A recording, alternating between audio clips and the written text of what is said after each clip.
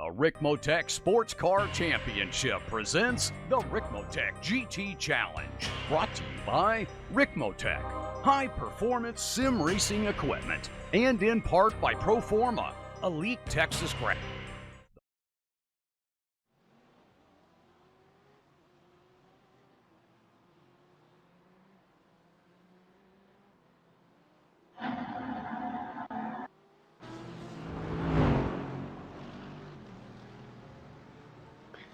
Good afternoon, everyone. Welcome to Apex Racing TV and welcome to the Ricmotech GT Challenge presented by Proforma Elite Texas Graphics. Alex Simpson and Tyler Maxson to you for this one. And, well, yeah, this is the first round of what will be a great new series.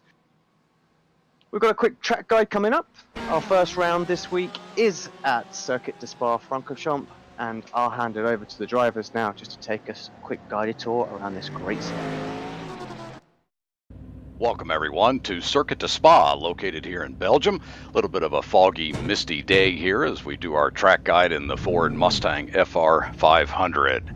This 4.3 mile course has certainly seen its changes over the years. This track is nearly a century old, if you can believe it. It started in 1922.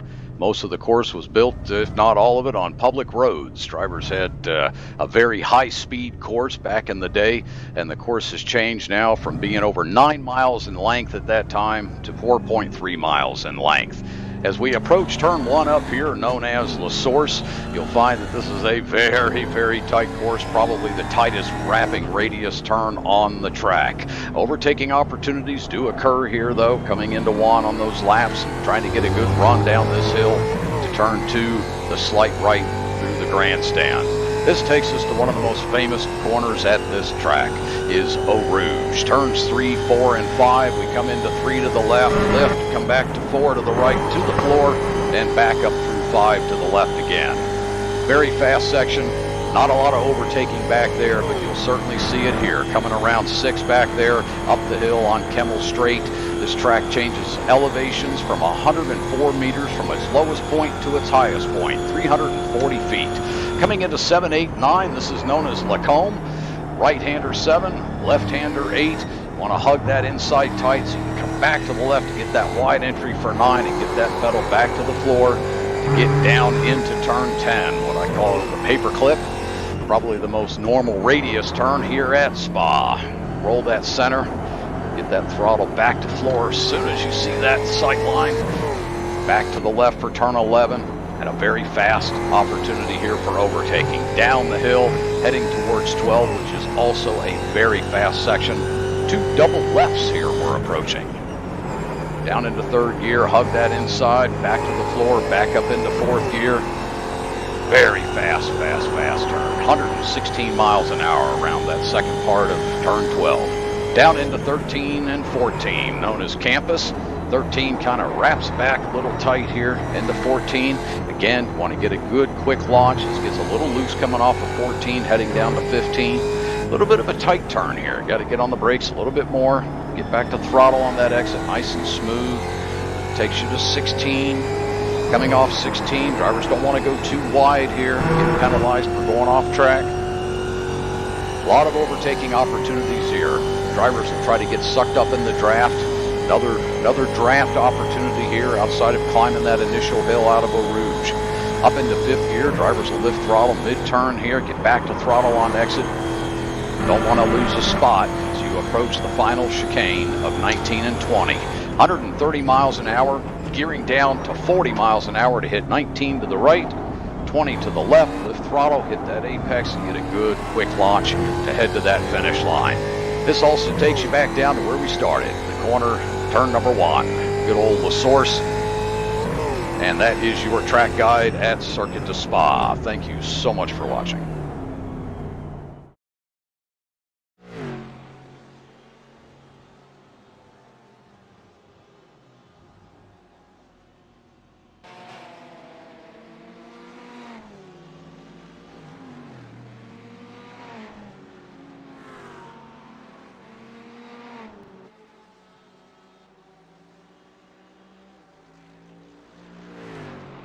Welcome back to Apex Racing TV. Thanks very much, Kevin, for that track guide. In the Mustang. We're not in the Mustangs tonight, though. We are in some GT machinery, and we have got some GT LM and GTD class. Those of you that are pretty used to iRacing and maybe not know the sort of the other acronyms for the cars that we have on our service, well, that is the GTE and the GT3 classes out there as well. So should be fun.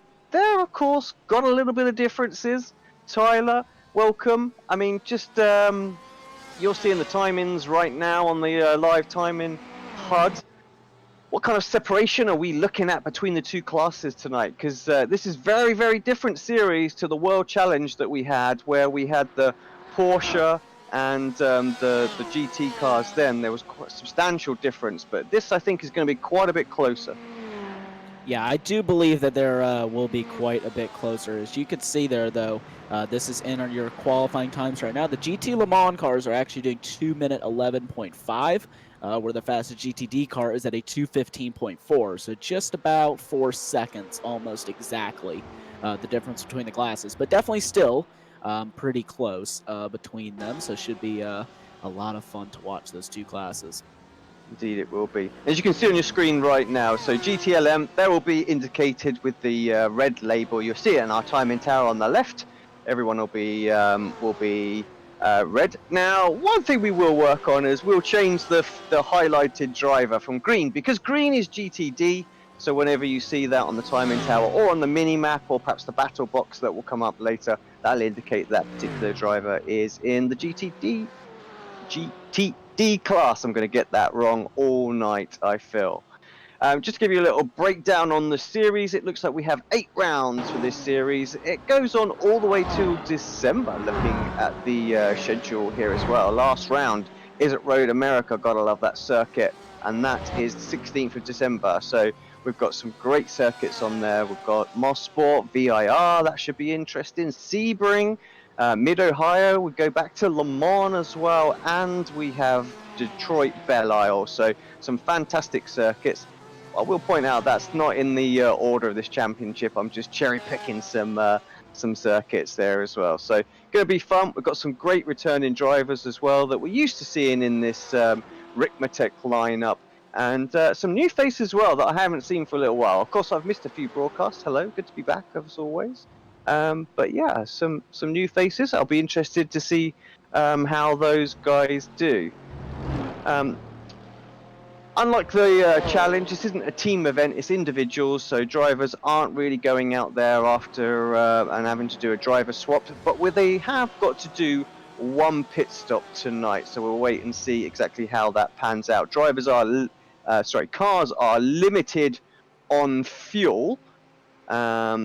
Just trying to find the exact information on that. I did have that ready to go a moment ago, but I think we're looking at about 85% fuel for the GTLM and 88% for GTD. So very, very similar. And but yeah, we're looking at bringing them in just for the one pit stop. 75-minute race tonight, single pit stop. Should be interesting. Perhaps a bit of strategy, Tyler, with maybe tyre choices, things like that. Of course, both cars, you know, you have to pit, fuel, take tyres separately. So those that are brave and want to extend their tyres out to 75 minutes in perhaps, you know, some hot weather conditions might get, you know, a sort of a 20-second buffer. Whether they can hold on or not is going to be the interesting thing.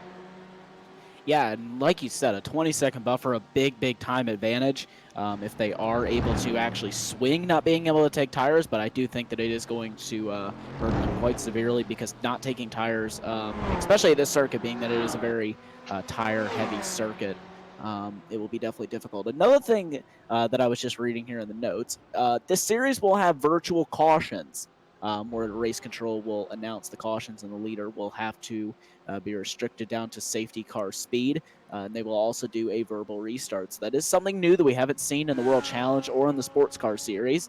And yeah, like you said, a lot of new names, and a couple of them doing really well here for themselves in the first race. William Lasser, a new name that I'm just now seeing. And he is actually currently on the pole right now by just 3/100ths over Arrow Knob. Yep, nice and tight. That's what we like to see. Mike Dam obviously in there as well. So, like you say, we've got some familiar faces and some new. This is good. This is what we want to see. And I'm wondering if you can just flip it to GTD for a second, and we can see exactly who is doing what there.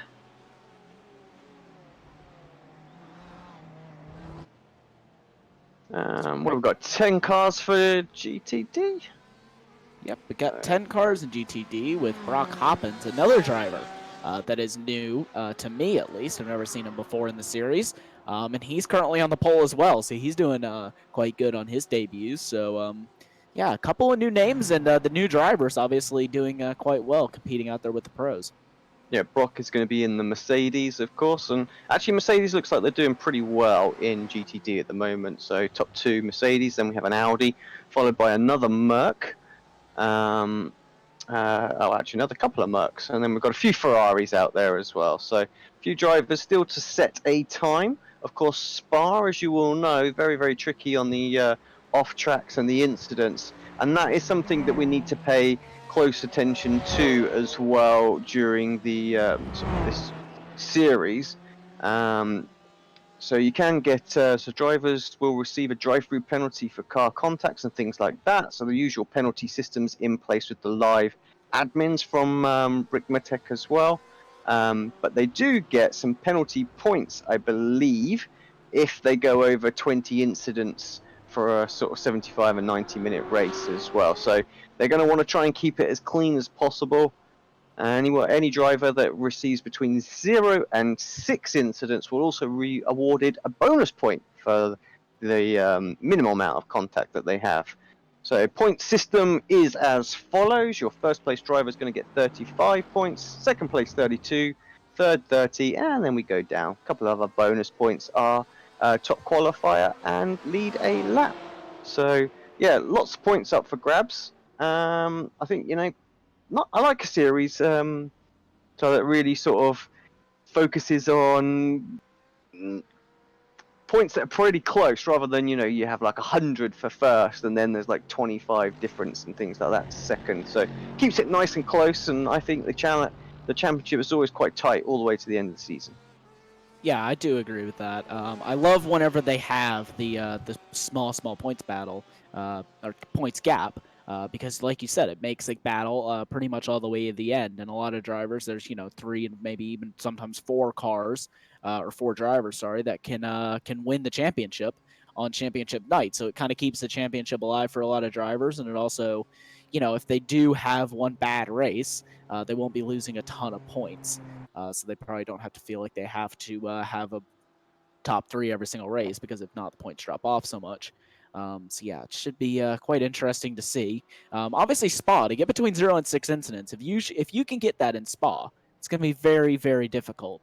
So I wouldn't be surprised if we don't see any drivers get that in this one.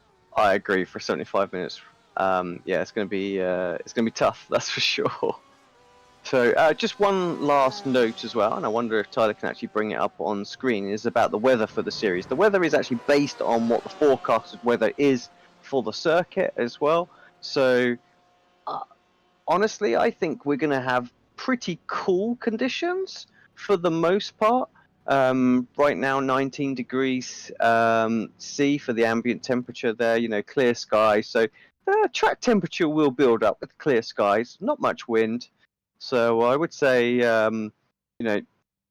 tires are not going to be too bad here. We're looking perhaps mid-30s for track temperature at the moment. So I honestly think we're going to see a few people do that sort of double stint on the tires. Right, let's take a quick look at the grid then. Aeronom actually squeezed in the pole position for the GTLM class, and he takes that pole with 2 minutes 11.273. Then it's William Laster in second place, Mike Dam in third, Neil O'Neill, I believe that should be. I think there's Overlay just having a little freak out with us there, and then returning face Pascal Inucci in fifth place. Caden is in sixth, followed by Andrew Caron. So definitely some new faces here Elvis Rankin, nice to see him again. David Payton in 9th. Brian Katia in 10th. Bobby Charles is 11th. Chris Thorman is 12th. Just looking a little bit further down the list, Travis Frankie, again, another returning driver, in 13th, and 14th is Kevin Ford. Arthur Chan is 15th, and Jen McDonald is 16th. Robert Hartley, wow, Rob way down in the order at the moment, in 17th for the Excite Energy team. Travis Davis, nice to see TD back on the grid. TD Trees Racing. In 18th, hopefully he can have a good championship. Chaz Osborne in 19th, and then we've got Geordie Fike in 20th. Russ Ruddock is in 21st, and it's Edgar Sanchinelli in 22nd. We'll try and feature some of these drivers throughout the race and have a little chat and see what certainly I can remember of them. We need the stat man Adam around. He's the one that has all of the juicy gossip. Raymond Bader Jr. in 23rd. Chris in 24th there, and it's Mike in 25th, Jeff Jacobs 26th, and then our race marshal, who won't be starting. I'll hand it over to Tyler, who will take us through our GTD grid. So the GTDs are going to line up as follows. Brock Hoppins is going to line up on the pole alongside Ian Gagon Renadid. Don't think I pronounced that correctly. It's better than I could have done, don't you worry. So let us know, Ian, and we'll nail that for next week. Brendan Misler. Tyler Shiflett, another returning face, Leon Wright. Brandon Whitworth will start in 6th. Chad Parker 7th. Jack Wells in 8th. Derek Holland in 9th. Matthew Katila in 10th. Robert Brist and Tyler. I'm not even going to try to pronounce that last name. I think they're starting as well, buddy, so we better get to it right at the front. It's always tricky here at Spa, because actually they have a short run, don't they, where we're used to having a whole lap to it.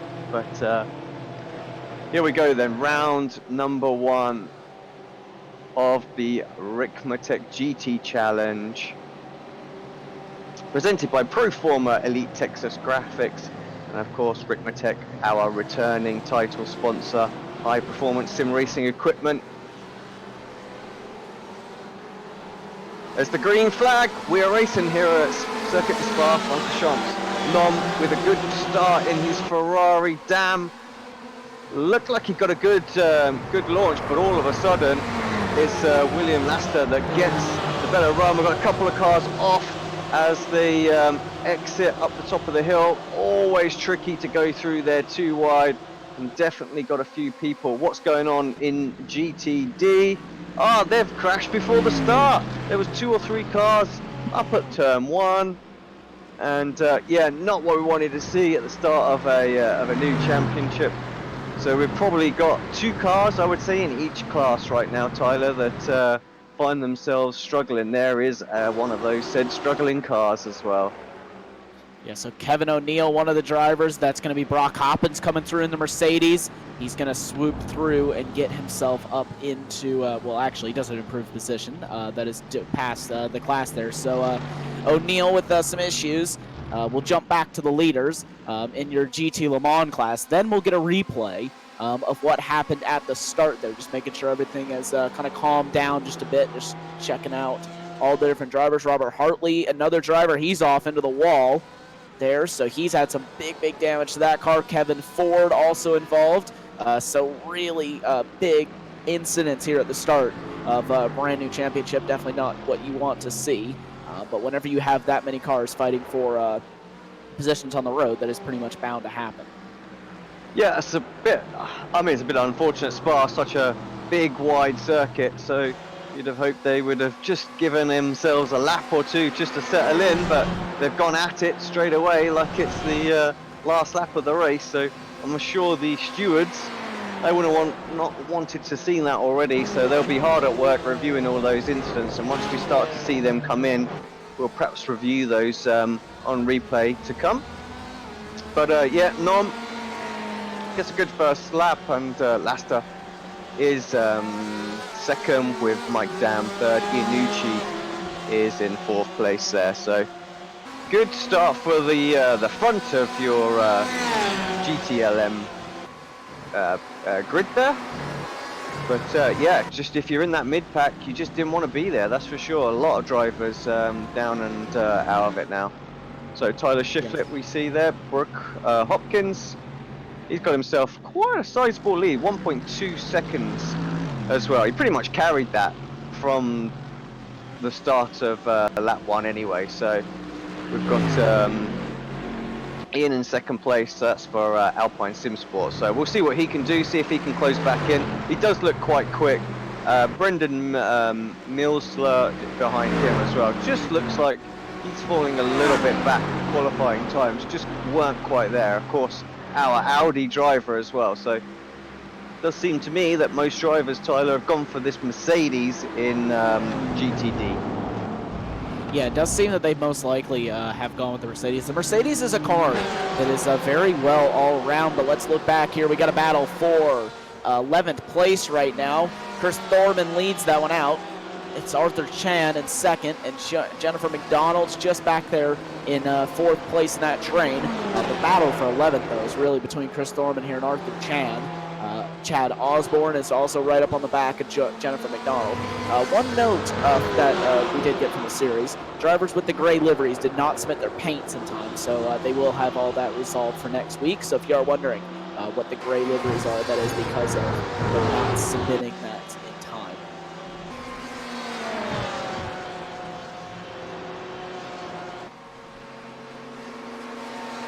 Yeah, the league's so helpfully put together a nice little paint pack for us, didn't they? So that we were able to get that downloaded and sorted out, and yeah, it does make life a lot easier, and it does look so much better for the league as well when everything's organised like that. But yeah, I know I've missed a paint deadline or two in my day.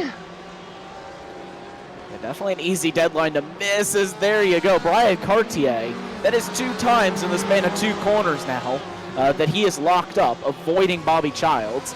So the 2 D2D Esports cars were battling out of that last corner, and Brian Cartier having to really get on the brakes both times there. So he's lucky not to hit the back of Bobby Childs, but they do continue with pretty much no incident. Right now, a battle for second, William Laster and Mike Dam. Aaron Om right now has pulled out a 1.7 second advantage. We're only 5 minutes into this race, and he's already almost got 2 seconds on the field. Yeah, now from my personal experience with the GTLM class, the Porsche, very, very quick in qualifying trim. You're always going to see them qualifying towards the front. But I just don't think they've got the same legs in the race that the Ferrari and more specifically the BMW have got. I don't see any Fords out there, so yeah, I think what we're going to see is these Porsches having a bit of an in-battle, and definitely so Caden in his Ferrari, the RSR Esports car there, he's got a great opportunity to get onto the back of Dam and Laster here and really give them some trouble, because like I say, that Porsche just drops off a little bit more. So Nom, he's got the right thing, he's out front now, and I would honestly expect him to pull away based on the qualifying times alone, knowing what this car is going to do in race pace. So it's very interesting. Of course, there are circuits where the Porsche is going to play back into its strengths, but certainly at a circuit like Spa, when we were here in the VRS GT World Championship, that was the first round. Yeah, the Porsche did not fare too well. Yeah, and I do completely agree with you on that one. Obviously, I basically come from Porsches. That's the main thing that I do drive, and I do completely agree with that. The Ferrari definitely is better on race pace, while the Porsche definitely has the qualifying pace. If you can make the Porsche work on race pace, you can really find a setup that works well on race pace, then the Porsche can be quite good, because you will have that qualifying advantage, but most of the time you will still be beaten by those Ferraris. And like you said, Aaron Om now 1.97 seconds out in the lead, so he's pretty much got a 2 second, there we go, 2 second advantage now over this 2 group of Porsches and 1 Ferrari. Like you said, Caden in the RSR Esports car just sitting back right now and just kind of biding his time. One other thing I'd like to mention, the 2 leaders in GTD took each other out. from what I believe. I will try to queue up a replay of that, so if you give me just a minute here to queue that up, then we'll see exactly what happened. Yeah, pretty major as the overlay swoosh makes me jump. I was like, just totally not expecting that. But yeah, so we're looking at Brock Hopkins. So this is him coming into the pits, isn't it? So did he jump the start? Because they both came into the pits at the same time. I wonder if they've had interesting. I wonder if they've had a penalty, because obviously there were a few cars at the very start. Perhaps let's jump back to the start. Let's see if we can get a replay of the start in GTD. See what went off, because there was a few cars that were in turn 1 that were involved in something. Maybe these guys were. Let's see. I mean, I don't know. They're the pole sitter. They really are dictating. Did they check up? Is that what's caused the problem? That caused this issue? Hopefully we'll get some notification about what's gone on. But yeah, they pitted earlier. The window isn't open at this point by a long shot, I don't think, unless they're really taking that opportunity to get in. I think, though, that they actually have specific fuel windows. I believe that the series dictates those fuel windows for them. So I don't know. I'm kind of clueless with that. It's nothing. There's nothing really that shows there. So you're right. They've just jumped in. They have exchanged positions. It's worth pointing out there. So yeah, Brock now actually behind. So that's so Ian managed to jump in the Alpine Sim Sports car. So we'll see what goes on with those guys and how that's going to pan out. But this battle still for second place in GTLM is pretty hot right now. Mike Dam having a little look on William. He's got that run, but of course he's going to have to be very, very careful, because right at the same time you've got Caden having a little look. That RSR Esports Ferrari is looking mighty racy, and he is the one that's actually next quickest on the circuit from our leader as well. So you have to feel he's got a good opportunity to get up and get by. Will he be able in clear air to maybe hunt down our leader? I'm not sure, but he's definitely got the pace right now to at least get into second place. Yeah, he definitely has the pace there to kind of move himself up the order, just like you said. So he's definitely quick. Wouldn't be surprised if he's able to get by these two. It's basically, though, just a kind of almost a chess match here at Spa, because the draft is so big. You are going to have the drivers who, they're going to have a bit faster car down the straightaway, so it will be a bit difficult if they can kind of just hang with you through the corners. The draft is worth so much that we'll be able to get right back by you going down the straightaway. So he's definitely got to play his cards well on that one. But yeah, let's see how he goes.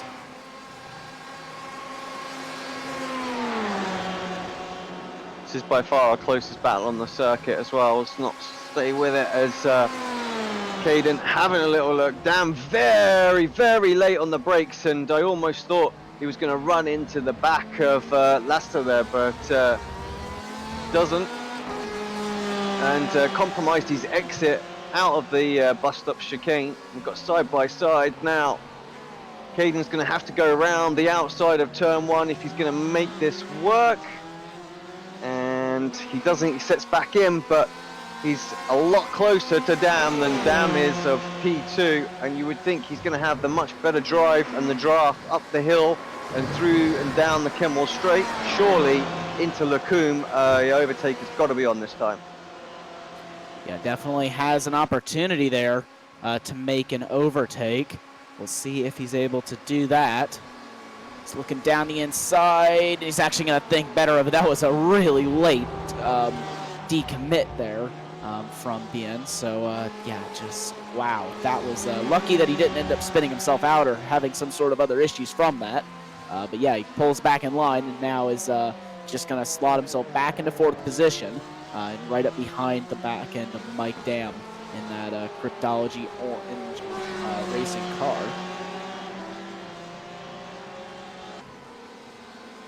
Just to let everybody know, of course, we are broadcasting tonight on YouTube, Twitch, and Facebook. Wherever it is you may be watching us, say hello. We'll interact with you as well. I can see Dean on Facebook right now. Thanks very much for tuning in as well. And James there on YouTube. So Do we have any Twitch followers right now? Listen, who knows? Maybe. But yeah, any questions you've got for us while the series is going, do ask away, and we'll try and answer them the best we possibly can while watching the action. We will try and answer those to our best of our abilities. And also, if you do follow us on any of those social platforms, it will come up on the screen, so you will get a little bit of notification there on the bottom right-hand corner of the screen. So just a little bit of another note there. But we're just going to keep with this battle right now because this is pretty much one of the best battles on the racetrack at the moment. Brock Hobson's has just gotten by Robert Brist. So we'll just quickly check over to that. Yeah, just a little bit of a slipstream down the straightaway. But let's check back in on another battle on the racetrack right now. David Payton and Pascal Iannucci. Actually, sorry, David Payton and Elvis Rankin. So Rankin trying to get by Payton. Wasn't able to do so. But we'll jump back up here with the battle between Mike Dam and Caden Bien because this is really the battle that we're seeing here. We know how good that Ferrari is down the straightaway. The Porsche a bit bigger, so the Ferrari will get a quite good draft off of him. So let's see how they are able to fare. Yeah, the Ferrari's definitely the faster car, and this time he's got a better run. Of course, he's pulled out the slipstream. Dam's still got it on the car ahead, but it's just not enough this time, and actually lifts out of it. Doesn't want any part of it at the moment when he's clearly lost the corner. He's thinking of the long game at the moment. Is Dam can stay with Caden here, then he could well just get dragged back up towards William in the 31 Porsche, and perhaps podium is still, you know, very much on the cards. The last thing he wants to do is have a big titanic battle and lose out a whole bunch of positions. Pascal Iannucci, of course, is Mike Dam's teammate. You can see him with the same livery as they just came into shot for the moment. But yeah, these guys have worked together for quite a while, I believe. So in the Cryptology racing sort of car, so the orange and green, slightly different names, but they are absolutely teammates, if you'd have it. Just see the subtle differences in the liveries there, Tyler.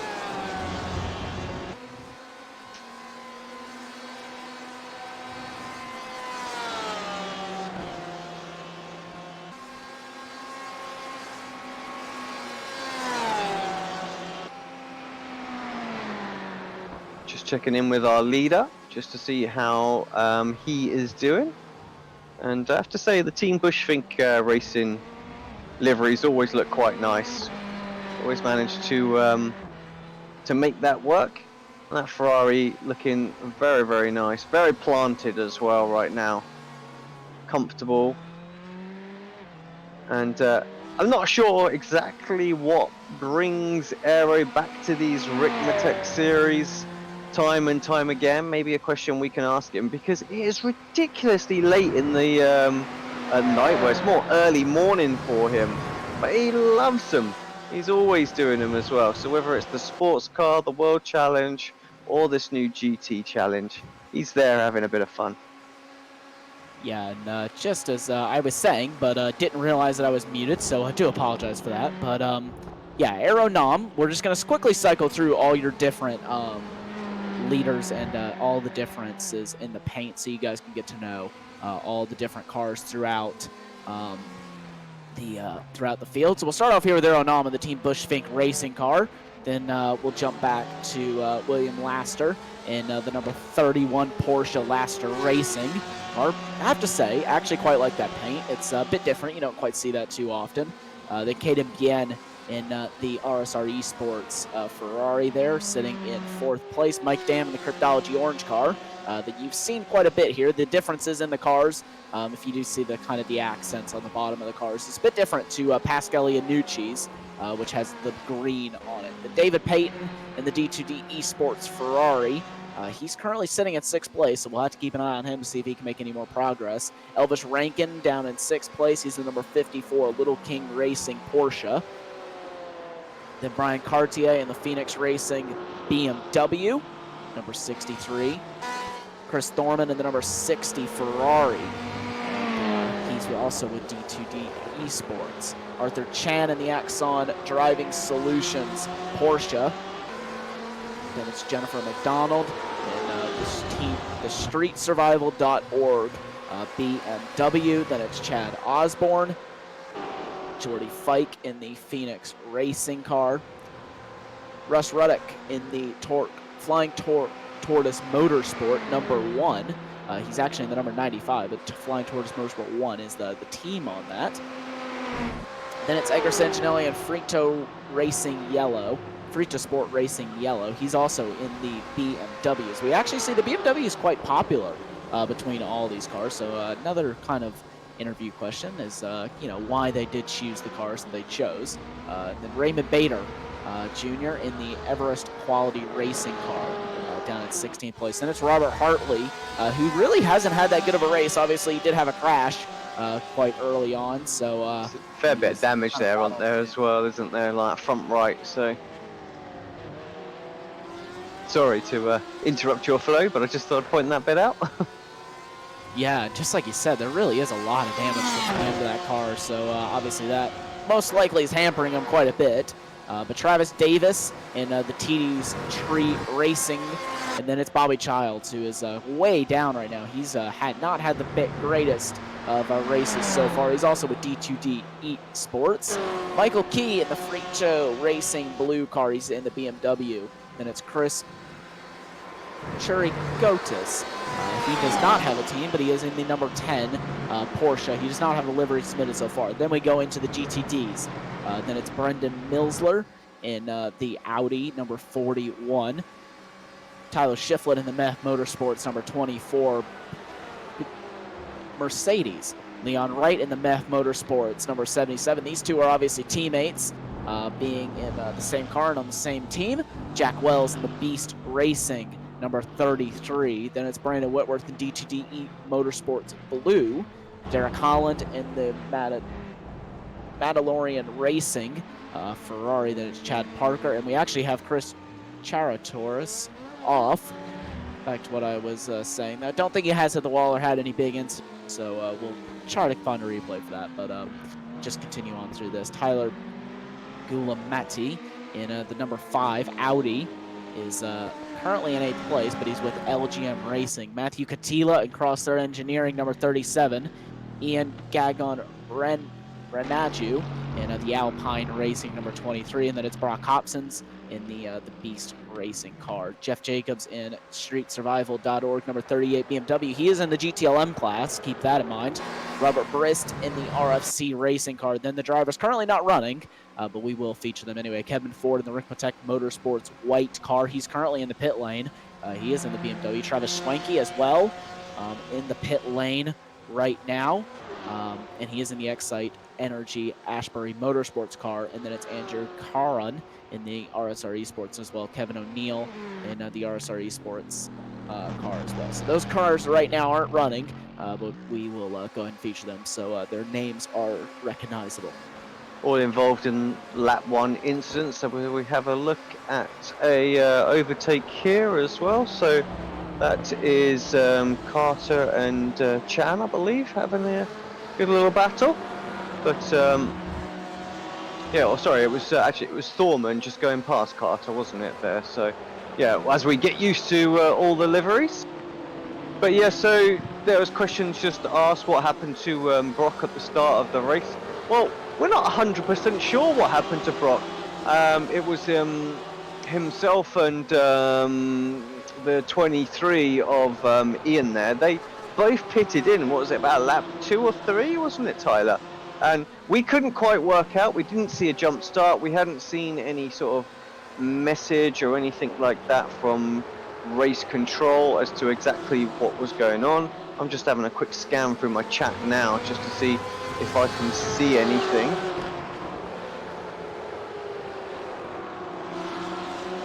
But no, I can't really see anything. Yeah, so that is kind of interesting why they would choose to pit. Obviously, I believe the series sets the pit window when that opens and closes. So I don't think that those are legal stops that they did make. If they are, then I did misread the notes. But yeah, so it is, yeah, it's really, really interesting why they would come in so early on in the race. Obviously, they can't make it on fuel at that point unless they do major fuel saving. So if they can make their way back into the race, it'd be very, very impressive because they do have a lot to make up. Yeah, we'll keep an eye on their progress, see how they get on. They are quite a way behind the leaders, unfortunately. We know how long it takes to pit at this Spa circuit. Well, we're having a look at the moment, and perhaps we can go on board with Jen McDonald, who's in the thick of this fight for what is 8th place at the moment as well. So let's jump on board. Jennifer McDonald. She's got a great view actually of the two battling. That's Thorman and Chan once again side by side through Lacombe. Can she make good use of this as well? Having a quick look, cheeky little look into the final part of sort of the Lacombe section, but can't do anything and actually come under a bit of pressure from Osborne behind. Very, very patient. You have to be around here as well. So, Rivage through No Name Corner and then into Puon, which is, sends one up the inside of Puon. I would honestly never think of that as really an overtaking place, but absolutely full steam ahead. It does look as if we've got issues for Thorman out there. It's just dropping back. He's got no pace all of a sudden, and that is why Jem was able just to send one up the inside, full commitment, and took that position. Yeah, really sent it up the inside. I was actually quite impressed by that one. Just sitting back, I was not expecting that move, but yeah, just as you said, Chris is starting to lose a bunch of pace all of a sudden. So I don't know if he just kind of got knocked out of the groove there whenever Jennifer sent it down the inside, or if he just kind of had some sort of issues, maybe a slowdown penalty somewhere that we didn't see that he did have to serve. Not too sure about that one. Just an update now on your race leader. Aero Nam is currently leading by 3.4 seconds right now. Dan and Laster, those two just have about 9/10 of a second between them. The top second through fourth right now are decently close. They have about 1.2 seconds separating them all right now. So they're quite close up in the front there. So we did miss the overtake there, though. We didn't see Caden get himself past William, did we, for a second? I wonder if we could possibly get that on a little replay. Must have been while we were flipping through the field. Yeah, so definitely missed that one. I don't even have anything for it. I can't quite find it on the replay. As there's a lot of off-track, back on tracks, as a lot of the drivers are getting a lot of off-tracks there. But Edgar Sanchinelli, he's just 4/10 behind. Russ Ruddock in the Flying Tortoise Motorsport car. So he is really closing in that gap. He's right now in 15th place. This is battle for 15th at the moment. So if you wanted the time code, I think it was around 23:55. Yeah, 23:55. That should be where we need to look for the overtake. So let's take a look at this overtake. It's actually right on board with Caden.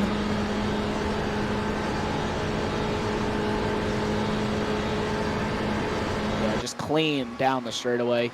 Just does a little bit of outbrake, but pretty much just a nice overtake there. He does actually kind of misjudge it just a bit, but there's really nothing that Laster can do there to get by. Yeah, it's pretty much the same as what he did for Mike Dam there, wasn't it? So just had that overspeed and put it to good use. Yeah, Robert Hartley, another driver, he's had issues. He's really, really fast in the sports car series when he is able to run. He's one of the top competitors. He's here right now, not having the night that he would want, I'm sure, down in 17th place. But right now he's right on the back of Raymond Bader Jr., just 4/10 of a second. Arthur Chan dives into the pit lane now, so that's an early stop that we've seen there. And Robert Hartley will also dive in.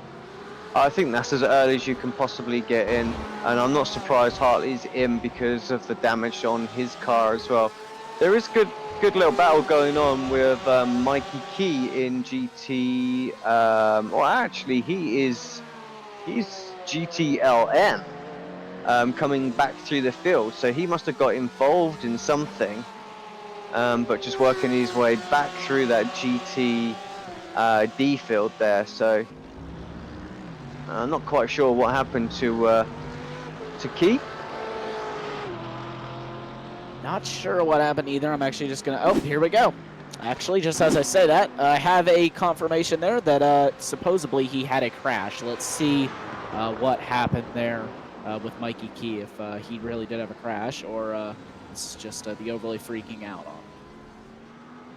Yeah, he's right ahead of the GTD class there anyway, so maybe just struggling a little bit out there tonight. Of course, there isn't a great deal of difference between the two classes. Of course, the GT, the GTD, you've got traction control, ABS, slightly less power, slightly less downforce, I believe.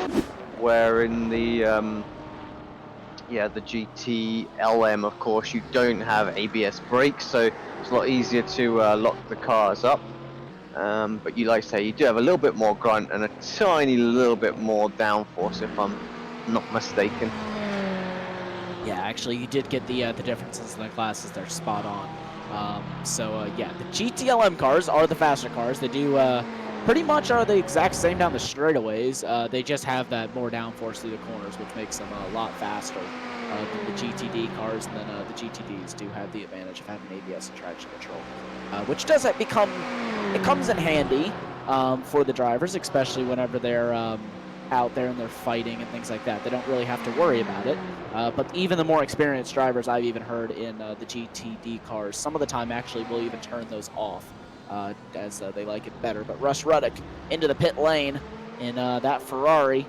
So he will dive into the pit lane. Also, one of the kind of early pitters here, just 29 minutes in. This is a 75-minute race. We'll see two types of races in the GT Challenge Series. We're going to see 75-minute races and 90-minute races, so not too big of a difference in the way the races are run. There are quite small differences in race lengths, so drivers most likely won't find it too different racing on the two different race lengths. We'll have to kind of get a look at the schedule and see when those race lengths will come into play. But right now we're at the 30-minute mark, just under halfway done with this race, and yeah, just gonna go through a glance here of the field. Jump back to Ian Gagun Renadu. I'd say it was. Let's focus a little bit on GTD for a moment and actually change the overlay so we just focus on the class, because yeah, we haven't given them too much love. There may only be a handful of drivers out there at the moment, but there are some good gaps out there, and this little gap that we're looking at right now, this is battle is Chad Parker. Obviously, I think Ian there as well. Obviously, Ian, one of those early pitters as well. Brock Hopkins was also one of those guys that jumped in. So these guys, obviously, we're expecting them to be quick. The Beast Racing car should get the run here, I think, on Chad. But of course, the Ferrari is very, very fast in GTD as well in a straight line.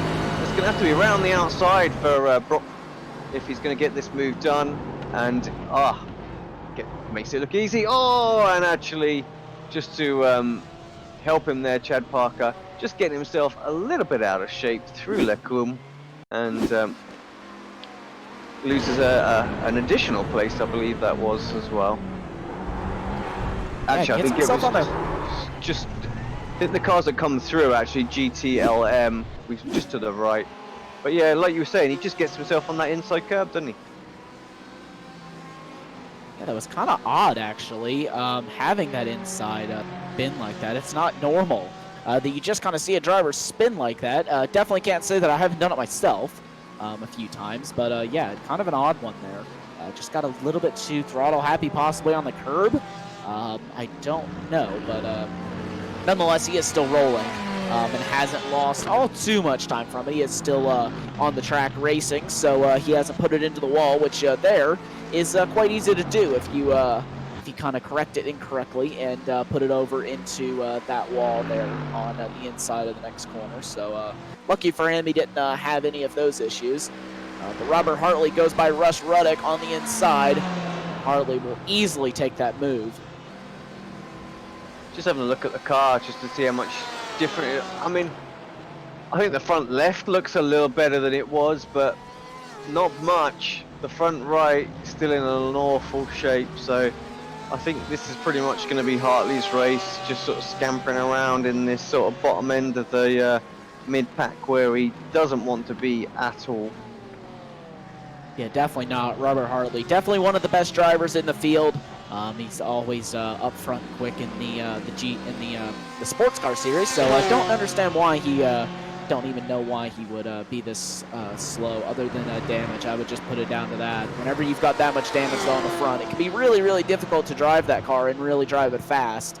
So I'm sure next time if he's able to go damage-free, we'll be a lot quicker and fighting for race wins, as you said. I'm sure he's not happy being this far down the order. He's used to being up front and battling for wins, so he's definitely going to have to make a good comeback in the next race. He does have a long championship if he's thinking about the championship to make up those crucial championship points, but he is still not in a terrible position. He at least will finish the race, and I believe will gain some sort of championship points. Damage limitation, really, that's what it's all about today. I wonder if we can check in with Brendan Misler there, so our GTD race leader at the moment, because I perhaps give this Audi a little bit of hard time at the start of the race, thinking that it was going to be the Mercedes was going to run away with it, but right now he's got a 3-second lead over Tyler Shiflett and looking pretty strong the last few laps. There's not been an awful lot of difference in sort of lap times between them. I know we've got a new overlay graphic, so maybe we can get that up on screen. But yeah, the last few laps and sectors, it's not been a great deal of difference between them. So just sort of seems to be slowly extending his lead from Tyler at the moment. So that's good. Jack Wells in third place in class as well. I don't think we've mentioned too much about Jack, but of course he is Brock's teammate in Beast Racing, so expect that Mercedes to be potentially quick and be running on very, very similar setups, I believe.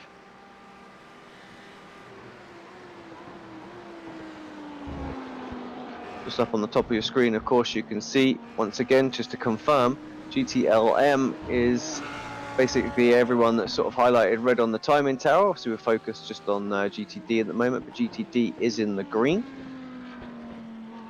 And when I'm looking at my timing screen here, Tyler, I'm quite surprised by the mix that we've got as well. Definitely a lot of GTLM drivers having problems today. Yeah, obviously the GTLMs are having a bit of problems because I'm seeing them quite far down the order. Almost in the mix there with the GTD cars. So, yeah, right now the highest placing GTD car is in 15th place. So if that kind of gives you a bit of an oversight there. Then there's 3 GTD cars before we get back into more of the GT Le Mans traffic, then in the form of Mikey Key.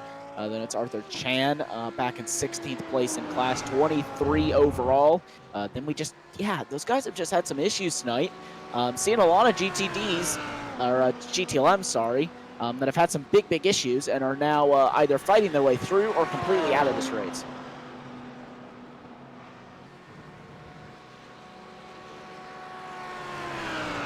Just looking at who we've got, who are the potential biggest movers and shakers are. It's a bit hard to tell at the moment because obviously we've got some that have pitted and some that have not. So perhaps we'll not worry about that right now. But yeah, notable people that have sort of moved up in, say, GTLM, which is really where people haven't sort of pitted quite as much, or they've been fighting on retirements. Probably Jen McDonald up 7 spots, 9 spots. Chad Osborne. Of course, our P2 sitter as well. Caden in the RSR esports car, up 4 spots, so he's had a pretty solid race so far, as we're approaching 40 minutes into this race now. Yes, we're just approaching the 40-minute mark, and I think with that we will quickly go over to a commercial break to shout out the sponsors of the league that make the entire league happen. So we'll be back in just a few moments' time here on Apex Racing TV with continuous coverage of the Ricmotech GT Challenge. We'll see you back in just a few moments.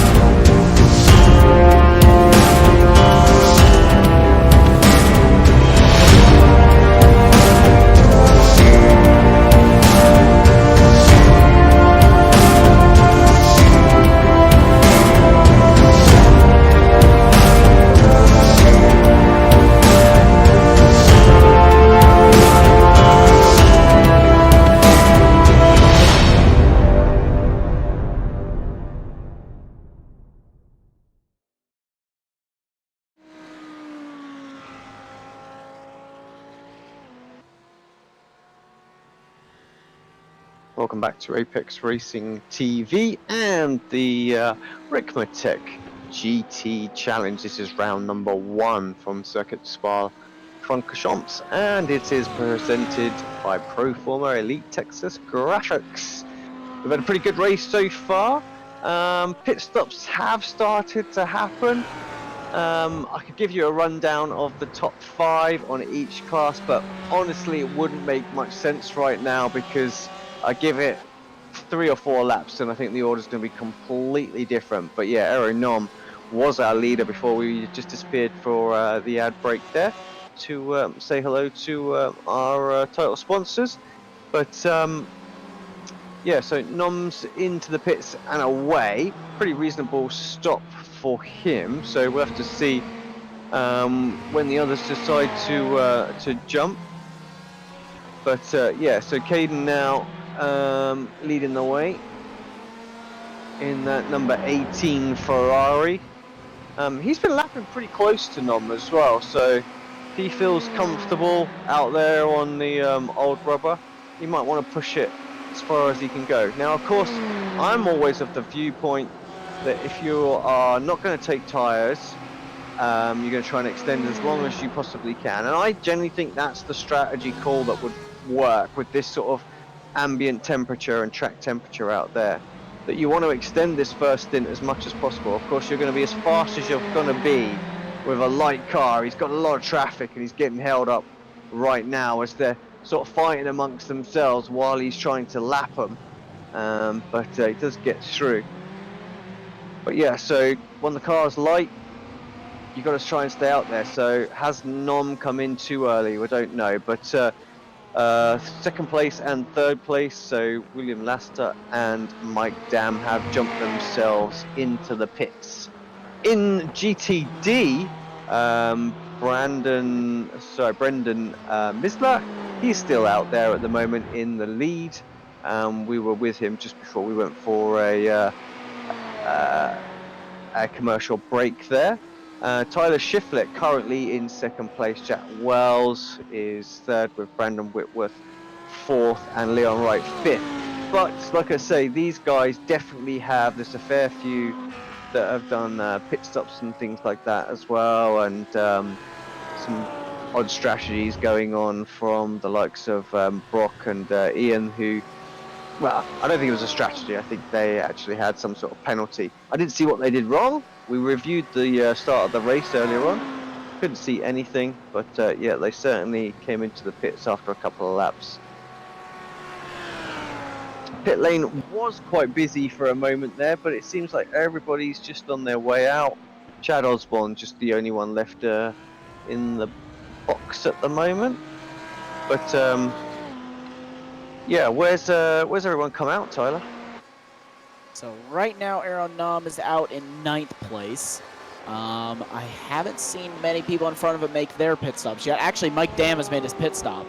And so, William Mike Laster Dam has just come out ahead of him as well. So if we just look a couple of cars up the road, you've got William out as well. So he's making moves. That's Geordie Fike that he's just got by as well. So yeah, very different in their pit stops. I'm just having a quick look. So total pit stop time for William was a 1 minute 24.2. Compare that to Aero Nom. Nom had some issue because it's not really counted properly, so could be a penalty or something like that. It's too close to be a penalty, but yeah, some issue. But his time's not recorded properly, so Dam was just actually a little bit quicker than William as well. So, but yeah, those guys have jumped, and our leader is into the box as well, Cadence. So let's see where he comes out this time around. Yeah, and actually, it is reading correctly for me. Aaron Nom had a 1 minute 32.43 in the pit lane with a 23-second stop, whereas those drivers had 16 seconds and 17 seconds respectively. So that is your differences there between Aaron Nom's stop and the rest. So yeah, like you said, whether he had a penalty or he just took maybe he took 4 tires instead of 2, or took tires and they didn't take tires. That is also an option. I think that's probably what we've seen. So where the lap times were maybe 2-3 tenths of a second difference, I think it's going to be a lot more on this after this pit stop. Right. So Caden, where is he going to filter himself out? He is coming out of the pits right now. William Laster coming up the hill. You can see them. He hasn't managed to jump back ahead. And in fact, I think he's probably about where he was. So, yeah, this is going to be a very interesting race now in GTLM, because we have got a particularly quick Ferrari ahead of these couple of Porsches, and a very, very quick Aero Nom in his Ferrari behind as well. Give it a lap or two and we can see what the lap time differences are, but you can see the intervals on screen right now. So Nom 1.2 second from Dam. We'll see how quickly that gap comes down. Yes, we'll just have to keep an eye on that, and we'll see if Aaron Nom can jump himself back up into the lead, or if he's going to have more issues and be still this far down the order. I don't think that will happen, but he's definitely put himself on the back foot now, being that he does have a decent gap between himself and William or Caden Bien right now. So just get a time delta set up just really, really quickly so that we can keep an eye on that with one of our on-screen graphical overlays.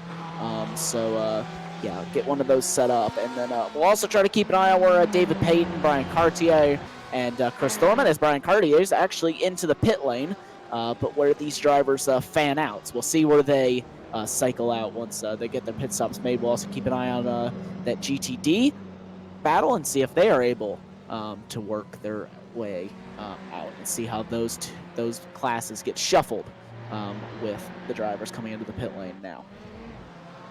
Just while the drivers are pitting, just want to take this opportunity just to thank those that are tuning in live, and if you've made it all the way through this far and you're watching it back on a replay, wow, thank you very much. If you like what you've seen so far today, you like the series, you like how we're presenting this race, then please do us a favor and stick a thumbs up on the video. It really does help the channel. The more likes and follows that we can do, the more we can expand and get the series out there a little bit more. Just yep, if you wouldn't mind, give us that support, that would be great. And hit that follow, hit that subscribe, depending on which platform you're watching on. Yeah, and also if you are watching on YouTube, be sure to also turn on the post notifications. So anytime we go live, you will get the notification on your phone, because the way YouTube works, some of the time it won't actually notify you whenever we go live. So if you have that bell icon clicked, then you will get notifications when we go live for many more series, including this one, the awesome series that we do have throughout the week. Broadcast on pretty much every single day of the week except for Sunday and Friday. Actually, just Sunday, I believe now. Yeah, just Sunday now. So getting particularly busy, I would say. So yeah, and of course, while we're here and talking about it, let's give that opportunity. Yeah, if you have a league and you fancy it's on a Sunday and you fancy a broadcaster, well, give us a shout. I'm sure we can help out. Right, a few more pit stops. Raymond Bader Jr. into the booth, then it's Leon right in there as well. A few drivers that I'm really waiting to come in is Brendan. Brendan may be coming in. No, that's just Elvis Rankin sort of getting back by him. Of course, GTLM against GTD. He won't want to get held up though, and I think that's why he's just having a little flash of the headlights right now. He's like, you know, did you really need to go there? Don't know where that was. I would have looking at where they are. I'm guessing that was going into Puon, perhaps, where Elvis got himself back past. I do believe you're correct. I believe it was going to Puon. So yeah, so Elvis Rankin moving himself back up into 8th place overall. That was not a battle for position though. That was simply a battle for overall position, which really doesn't mean anything to Brendan, as long as Elvis does get quite out of his way, that he doesn't get held up through the corners. I'm sure no harm, no foul between those two drivers. It's just personal pride, isn't it, really, for Elvis? You know, you don't want to get beaten by the lower class. And that really goes for all of the guys. Right now, you can see them, you know, Cartier and then Thorman, Chan, Hartley. They won't want to get beaten by any GTD car today. So they are eagerly awaiting them pit. Can't live it down. Got your bragging rights if you beat them in the slower car, that's for sure. Yeah, definitely some bragging rights there. And obviously there's quite a bit of a difference in the times between these cars. Yeah, if you can beat them in the lower class car, then you are either they've had a really bad race in the faster car, or you are quite the driver in that slower class. Yeah, but those drivers obviously anxiously awaiting, like you said, these drivers to pit so that they are no longer behind them right now. So as you can see, the overlay's kind of all over the place then, with all the different classes on the screen. So the Audi still leads, which in my opinion is actually quite impressive, because like you had said a bit earlier on, we were expecting the Mercedes to be the dominant car, but obviously the Audi is quite suited to Spa, so I wouldn't be surprised if Brendan is able to hold on to that. He does have quite the lead right now over Tyler Shiflett. I believe he's just at about 8.5 seconds. Here comes Nom. Here comes Nom on the brakes, using the fresh rubber to absolutely every bit of advantage. He's going to have to go round the outside of Dam through there. Will get a slightly better run. Of course, he needs to get by and get by this traffic quickly, or Dam could possibly pounce back. And doesn't want to waste any time. Of course, got to catch up to Caden at the front of this. Big shout out and thanks to Beast Racing. Give us a thumbs up for the video. Here we go then. Can Dam get himself straight back past Nom? This is what Nom will want to avoid. Does get a much better run through Eau Rouge and up through the hill and onto Kemmel Straight. And yeah, no issue whatsoever. Although, just in the background, I think that was our race leader in GTD there getting lapped, I believe, by Mike Dam, was it? I think that was actually a 7th place. Yeah, it was his teammate, wasn't it? Sorry.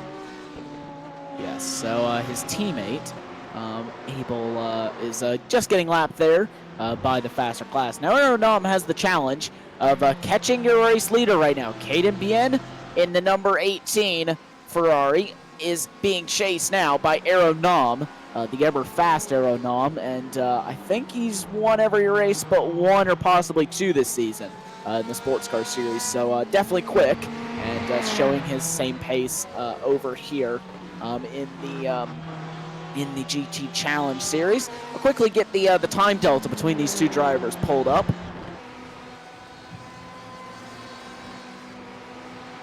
I mean, it's 3.7 seconds right now, and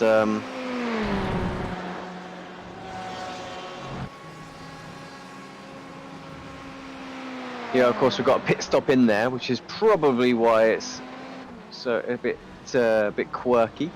But yeah, 3.8 seconds.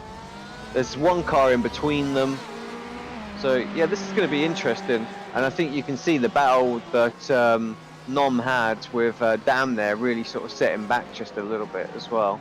So yeah, but he's already on the back of William Laster, so Nom already onto the back, and he's going to get the run possibly heading up the straightaway. We'll have the superior speed being in the Ferrari, then plus that the Porsche braking the air being much bigger than that Ferrari will definitely help it to make up that position. And then there is the Beast Motorsport car of Brock Hoppins. He's just coming out of the pit lane. He's currently in 5th place, so he is doing quite good to be on that insane recovery from where he was earlier on in the evening. yeah, I wonder if he did take fuel when he had that little stop penalty just to minimise it a bit later on. I don't know what the rulings are on that because it was a very quick stop and it does put himself back in play. Brandon Misler is into the pits from the lead of GTD. Tyler Schiffler in as well. So is Jack Wells. So yeah, top 3 in class, all coming out to pit. Where is our next driver? It's Brandon Whitworth, who is currently in 4th place. I wonder where he is right now. So he's got some way to get there. I think those guys might be okay. That battle for 2nd place, Tyler, that is getting a little bit hotter. Perhaps we better switch back to that right now because Nom putting a lot of pressure on Leicester. Yeah, and they're also catching up to the 4th place driver, Brandon Whitworth, so they will also have possibly some traffic to deal with as well.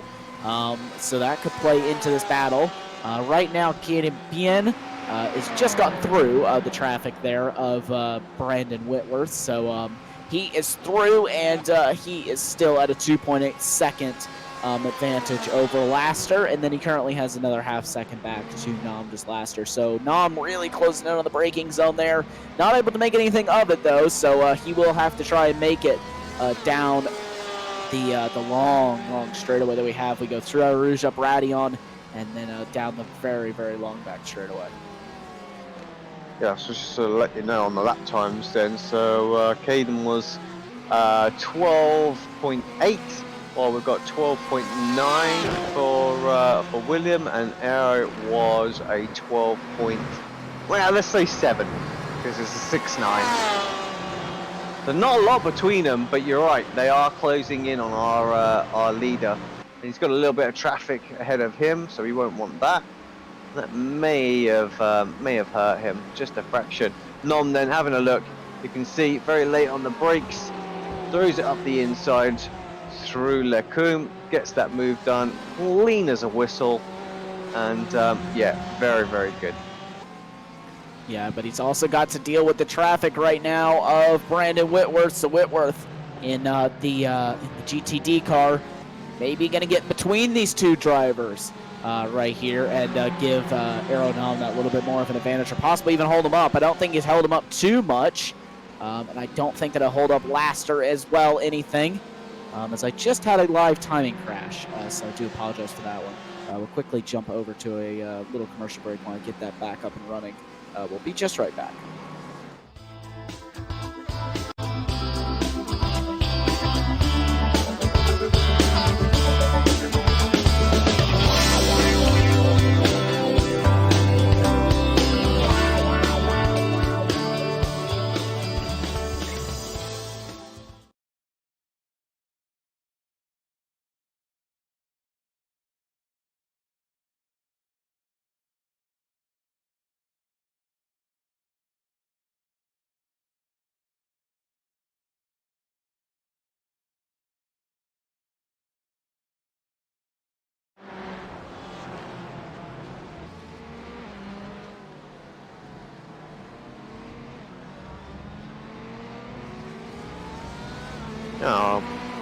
Welcome back to Pits Racing TV. Sorry about a little glitch. Occasionally we do have little software fallovers here, there, and everywhere. So, but yeah, Nom did indeed, as we saw, obviously get himself by and actually built up a pretty sizable lead already, 0.7 of a second in that one lap. Let's have a look what sort of lap time we were looking at again. Closing another couple of tenths of a second on our leader. We have got 15 minutes to go. I have to say, if you can keep it at a couple of tenths of a second a lap, then that might not be enough. But if he gets it to about 0.3 of a second, maybe 0.4, then this is going to be a very, very tough race for Caden to hold on to. Yeah, it's definitely going to be very, very difficult for him to hold on to that one if he is, if Aeronom's not able to close in. It's going to be difficult for him to get back to the lead, and you know he'll be kicking himself if he took tires that he didn't need to take. So you'll know that Aeronom will not be not happy with that one at all. If he took tires that he just didn't need to take, and it's it's one of those things where you gotta kind of balance out risk versus reward there. For Aeronom, he took tires and he took the risk. Obviously, no one else took them, so he lost a lot of time from it. Obviously, not ideal for him, but now he's on the back foot and having to charge forward. He does have the better tires, but right now he isn't hardly closed in anything on the RSR Esports driver. Yeah, I think I'm just having a quick look at it actually on the timing now. On last laps was quite substantial, a 15.7 actually compared to a 14.6. It helps if I don't read the best lap time that the drivers have done all day and read their last lap time. So yeah, it was quite substantial.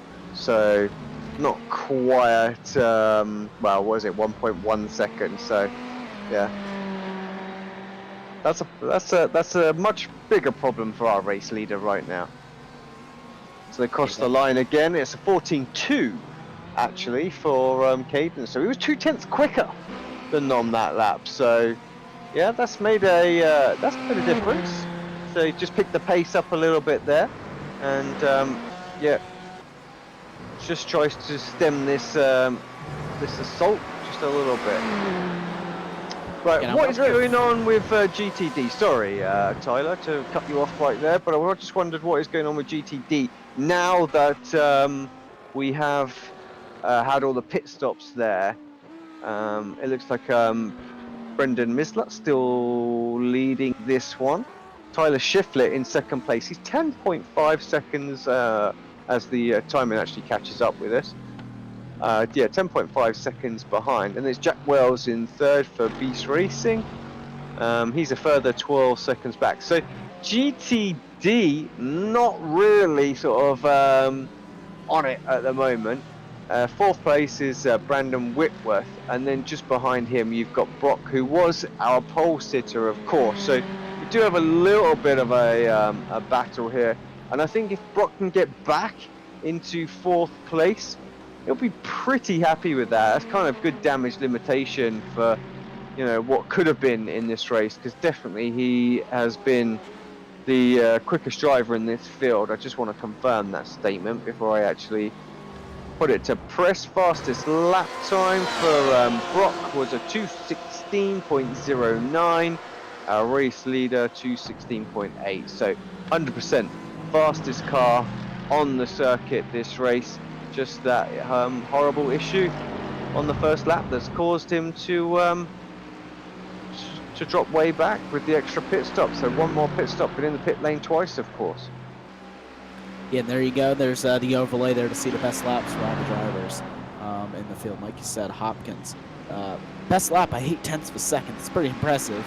He's going to go for a move here, I think, as well. Oh, no, just pulls out of it. Had a little look, showed his nose, but good braking, actually, for Brandon Whitworth there. Very committed. Doesn't get quite the best of the run, but I always think turn one, it's not always the best place to go for it unless you can pick up the draft of the car ahead. And actually, I think Hopkins is right to go there. I think he will just about get the draft off of Jack Wells, that is 1.4 seconds up the road, but actually didn't get by as well. So another stellar defense there from Brandon Whitworth. Yeah, and, obviously that Ferrari being a little bit smaller than the Mercedes, he won't benefit as much from the draft as Whitworth would have if he was behind, but he's now looking for the move. Is Hopkins, and he's up now into fourth place. Yes, he clears Whitworth there, and he's up into fourth place. So have a good, decent recovery so far from him. He's able to move himself up into fourth in class. Obviously not where he'd want to be, obviously starting on the pole position. But, you know, he did have that incident on lap one, so he has made quite a good recovery so far. His next target is his teammate, Jack Wells, in third place, so fighting back towards the podium. So he's doing a good job to move himself back up. But let's keep an eye, though, on Aeronam, because William Laster is right now in 8/10 of a second behind. But Caden Bien has pulled out to 2.4 seconds, so Nam has stopped his advancement. Yeah, I mean, Nom was a little bit quicker the last lap, but you're right, it's just not enough at this point. So good strategy call for Caden. I mean, I would honestly have thought the tyres would have gave a lot more of a difference. I didn't see Nom's pit stop. Maybe he didn't take tyres. Maybe he just made a mistake, got himself a speeding penalty or something like that, as we're looking at Hopkins and Wells. Could this be a bit of a team organised swap happening in a moment? That would give Hopkins a podium, which would be a extremely good result. 10 minutes to go. It would be a great result for him. Obviously, having that incident quite early on to be able to get back to a podium definitely would not be anything that he could be too mad about, because, you know, he did have the incident, and he did move himself quite far back forward again. So he's done a good job to move himself up as high as he has. And now he'll look to move himself up past his teammate and up into the third position. We'll see if he's able to do that. Straightaway is so long. He's got such an opportunity to draft, but he'll poke out early, try to make the move even earlier, and I think he's just going to clear him by the time they get to the braking zone. Yes, he will. So he clears him and is now up in the third place. So nice job from him to get up in the third place, and I don't think that Wells can have anything to respond to him. I don't even think that he will even try until possibly the last lap. But we are under 10 minutes to go now in the inaugural race of the GT Challenge Series. There's 12 seconds as Hopkins got to catch up with Shiflett, and on the last he was 2.1 seconds quicker. So 10 minutes to go. Well, I mean, it's a long old lap around here at 2 minutes, you know. I'm not sure you're going to get enough. So what's he going to get? He's going to get what? 2, 4, 6, 8. Oh, it's going to be close, you know. Might just do it. So it depends on how our GTLMs do in terms of whether they extend this race an extra lap, or if they cross the line and give Brock an additional lap to do it. Yeah, maybe. So we just have a quick look at Arthur Chan in the Axon Driving Solutions car. Robert Hartley following him. They're 6/10 of a second apart at the moment. And Hartley, again, just trying to salvage something out of this one with his very, very busted Porsche. It's fair to say. Yeah, he definitely is quite fast driver in the Porsche is Robert Hartley. Arthur Chan did a good job to hold him off. Right now, we obviously know Hartley does have a bit of front end damage. He's currently 10th, so he has made a good comeback there after crashing on lap 1. Not too sure how his crash happened, but he did crash nonetheless. Yeah, it was out of no-name corner, if I remember rightly. And that's notorious for being quite tight through there on that lap 1, you know, cars still too wide and things like that, and I'm wondering if that's just kind of what's happened there with Hartley, unfortunately. And let's look here at your drivers that have had some off tracks and some incidents in this race so far.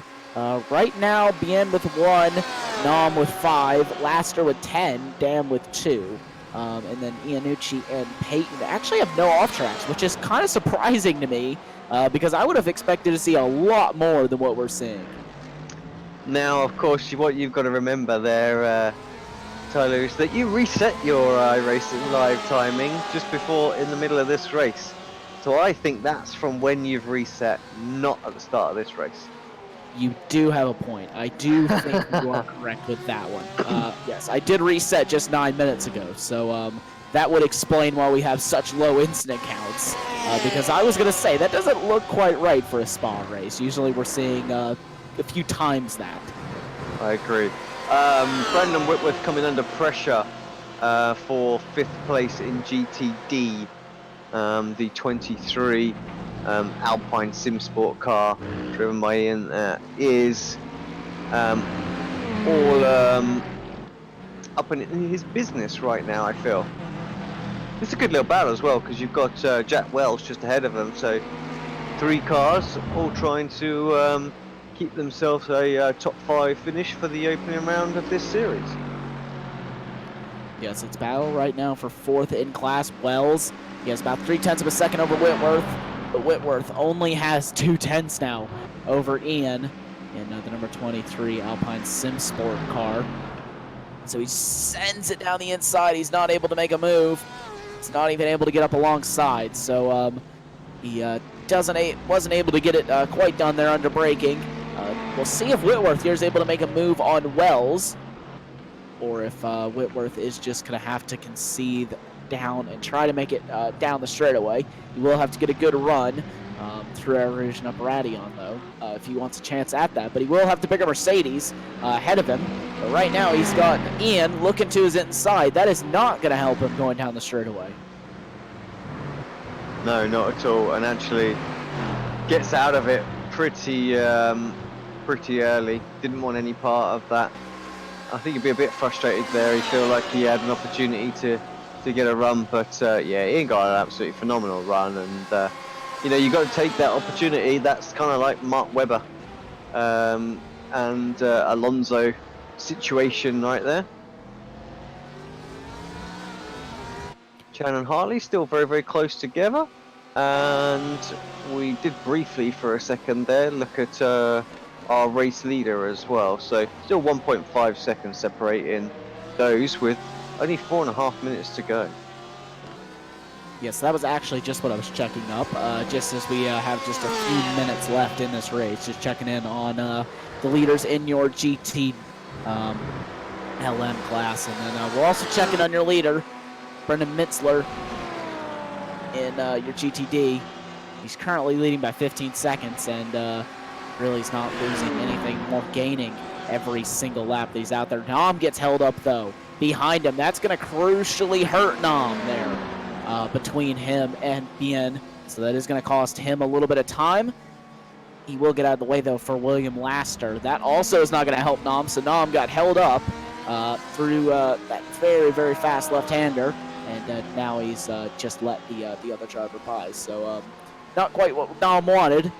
But still, he does work around it. And currently, he's at 1.9 seconds, but I think it is a little bit too little, too late for Nom to be making a move on Bien.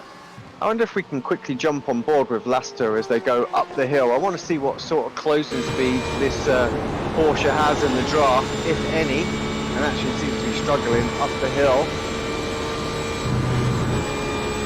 Can't see. And, well, he was half a second behind when we flipped away a moment ago. He's 7-8 tenths now, so yeah, just has not got any high speed sort of performance. So through and up Eau Rouge, just lost all that ground, and Nom just disappears. So 1.8 seconds now, the lead gap though. So it's confident. I think we're looking at a good battle. This is Wells. Coming under pressure, and round the outsides we've got the Alpine Supersport car trying to make the move on the Beast Racing. Oh, there's a possible little bit of contact there, and Brandon Whitworth slips through as well. So Beast will not be happy with that one, but I have to say I think that is pretty fair sort of GT door-to-door racing there. But yeah, Wells unfortunately losing 2 places there. Kind of has dropped back all of a sudden, seems to be really struggling. There was a question asked in the chat whether it was team orders when he let his teammate go. I just don't, I mean, initially I would have said maybe, but looking at his pace right now, I don't think it was. I think the car's just falling away from underneath him, so perhaps different tyre strategies for the 2 teammates.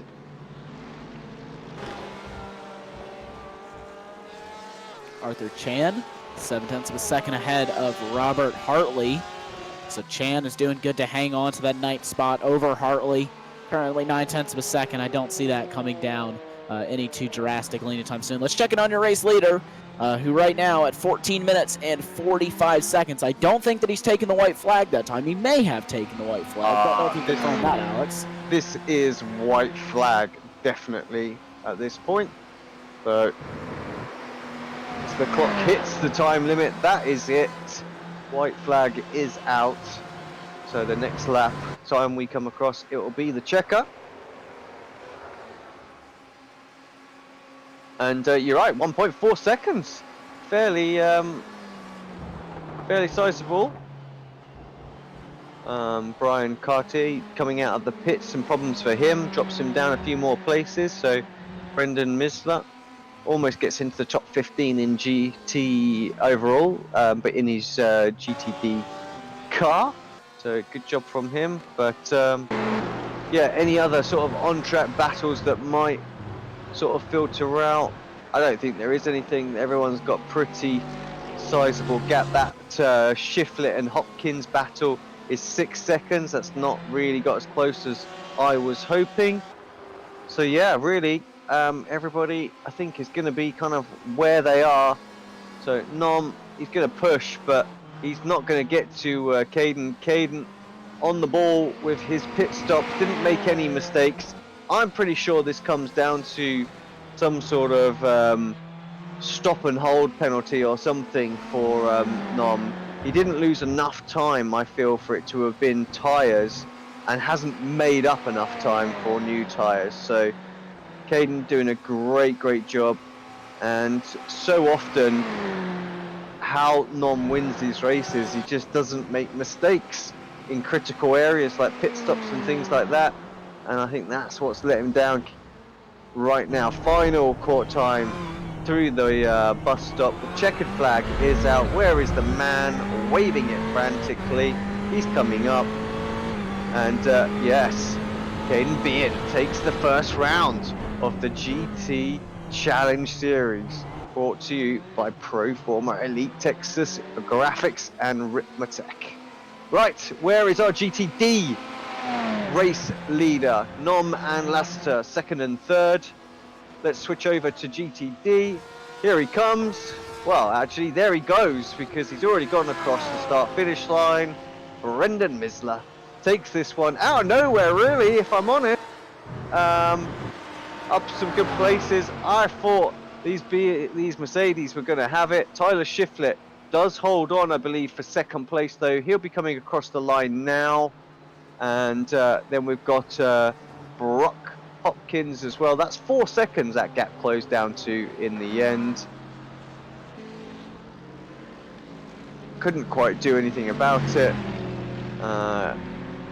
Then Alpine Sim Sports number 23 in that Mercedes. And then the Ferrari number 42, the D2D Motorsport in 5th place, Brandon Whitworth. Mike Dam come across in 4th in GTLM, it's worth pointing out, and his teammate in the Cryptology Racing Green Porsche come across in 5th, so that is your top 5.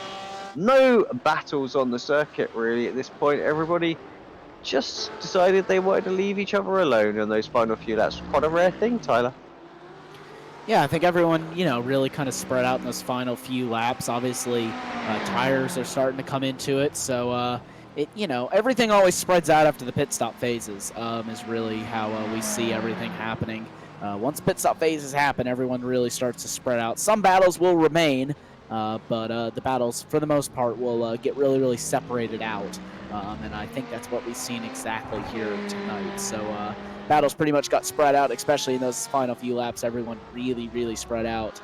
Some people obviously having a bit more tire wear than others, and some people having to save a bit more fuel. And I believe that it's going to be the entire grid all done here, and it will be. So everyone is completely finished right now. So let's go ahead and run through your race results for GTLM. Taking the win then here today in race number 1 of the season, Caden being there with a 1.4 second gap over Aero Nom. It's very rare that we see him in second place, so absolutely amazing job from Caden. William Laster in third place, then it was Mike Dam. All those 4 drivers under 10 seconds. So I think we've got a pretty tasty GTLM field right now. I'm looking forward to the rest of the season. Pascal Iannucci in 5th. David Payton was in 6th, and it was Elvis Rankin. Chris Thorman in 8th place for the D2D Esports car. Then it was Arthur Chan, followed by Robert Hartley. Rob Hartley getting a top 10 with that car in such condition as well. He's going to be right up there come the rest of this season, I'm sure. Jen McDonald, good race from her in 11th place. Then Geordie Fike, followed by Chad Osborne. Russ Ruddock in 14th for the Flying Tortoise Motorsport car there. Raymond Bader Jr. in 15th. Then it's Brian Cartier, Jeff Jacobs, and Mikey Key. We have a few more. Chris in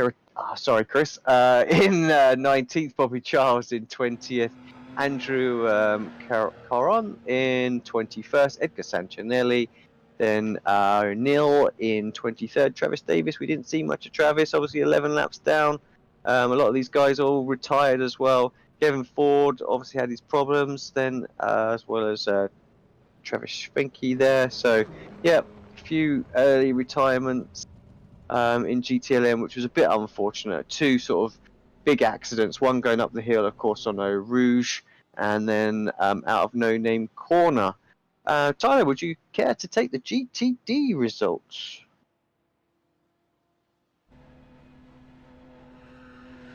Brandon Misler will take the lead, or take the win, in GTD, with Tyler Shiflett coming home in 2nd. Brock Hopkins in 3rd. Ian will come home in 4th.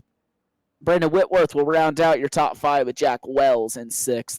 Tyler will come home in 7th. Leon Wright will come home in 8th. Matthew Katila will come home in 9th. And Chad Parker will round out your top 10. Derek Holland in 11th, and Robert Braced in 12th. And that will round out your field of GTD runners, all of which finished, a couple of which, though, finishing 2 laps down. So, but at least everyone in that class did finish. So everyone able to make it to the end. And we do have a bit of interviews, I believe, waiting for us.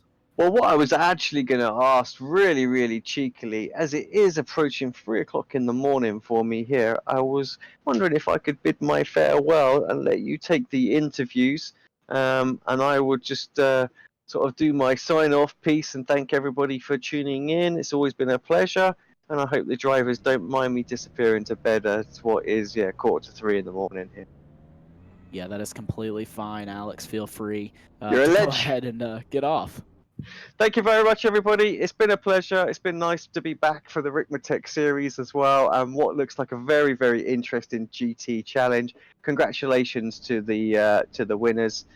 Yeah, come and have a quick word with Tyler. If you don't know the Discord, I'm sure someone in TeamSpeak over there can share you the link. We'll have a quick chat.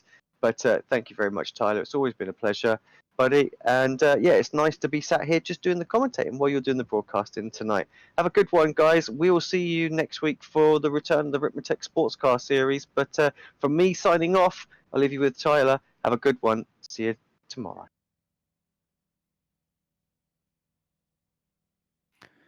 Yeah, so that is Alex's sign off here tonight. For the driver interviews, if you are looking for the Discord link, I just posted that into the YouTube chat for you. So first, we'll talk with race right now. Currently, let's talk with Caden Bien, your winner in the GT Le Mans category right now. So let's get him in here. Caden, welcome to the commentary booth. Great win from you in the GT Le Mans class. Obviously, you had to fend off Aeronom, who was very, very quick. You just had the pace over him then in the end, and you were able to undercome to the pit lane. Give us kind of the rundown of that race. Thanks, guys. Yeah, kind of was just trying to drive my race, avoid all the issues. I aimed for a top 5 and luckily got the win. I just wanted to hold my own against everyone in the pace.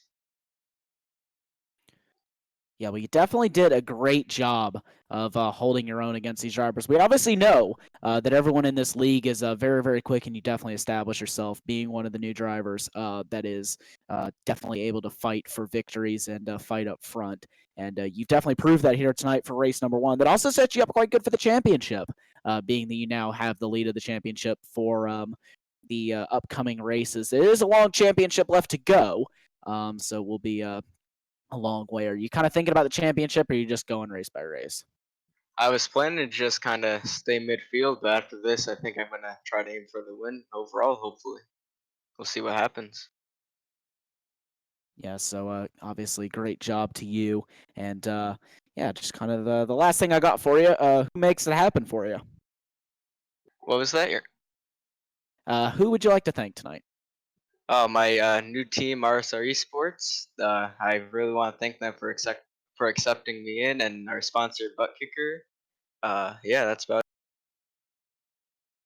Well, that is a great job from you tonight, and hopefully speak with you next time here for the GT Challenge Series. Have a good night. Thank you. Caden Bien, the winner in the GT Le Mans class. Let's talk to the winner in the GTD class, Brandon Misler. So, Brandon, welcome to the commentary booth tonight. Obviously, you were the winner in the GTD class.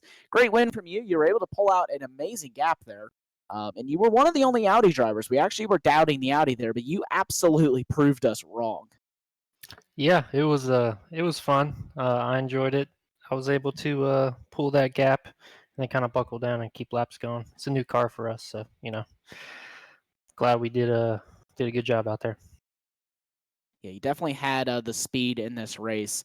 Obviously, the Audi is kind of the underdog in the championship, being that there is only 2 of you, and the Mercedes is kind of the main car out there. Are you really confident in the Audi, or is that going to be kind of a challenge for you a little bit later on, fighting with those Mercedes? I don't know entirely. It was good on track here. I gotta give a shout out to Tyler, number 5 car teammate. He helped me out quite a bit. Got me up to speed real fast. But it's hard to tell how those Mercedes are going to turn out. I'm not 100% familiar with them. Yeah, definitely. A little bit. Are you kind of thinking about the championship? Or are you thinking about the race by race? Are you more focusing on the championship?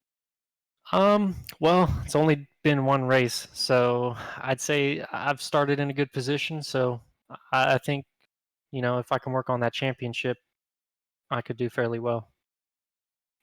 Yeah, but you're doing a great job so far. You obviously set yourself up for the rest of the championship quite well, getting a win in race one, or in race round number one. Sorry.